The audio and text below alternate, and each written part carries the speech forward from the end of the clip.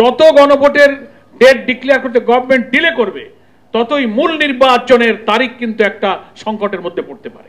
বল চলে গেছে সরকারের কোর্টে, সরকার উইল টেক ডিসিশন, তাকেই সিদ্ধান্ত নিতে হবে।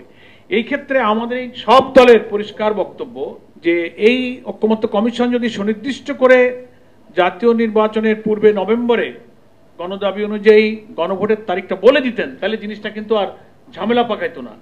এখন দু একটা দল যারা একই দিনে গণভোট আর জাতীয় নির্বাচনের কথা বলছেন, এই কথায় তারাও কথা বলার সুযোগ পেলেন, আর আমরা যারা আগে চাচ্ছি আমাদেরও কথা বলার সুযোগ রয়েছে।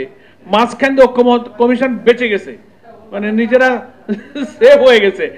আমরা আজকে এই 8টি দল পরিষ্কার করে বলতে চাই, সরকারের এখন দায়িত্ব পড়ে গেছে খুব দ্রুত গণভোটের তারিখ ঘোষণা করা, এবং গণভোটের তারিখ যদি আগে ঘোষণা করানো হয়, আগে বলতে জাতীয় নির্বাচনের আগে নভেম্বরের মধ্যে তারিখ দিয়ে যদি ঘোষণাটা না করা হয়, যত দেরি করা হবে ততই কিন্তু মূল জাতীয় নির্বাচনের তারিখ নিয়ে নতুন সংকট দেখা দিতে পারে। আমি কথাটা বোঝাতে পেরেছি।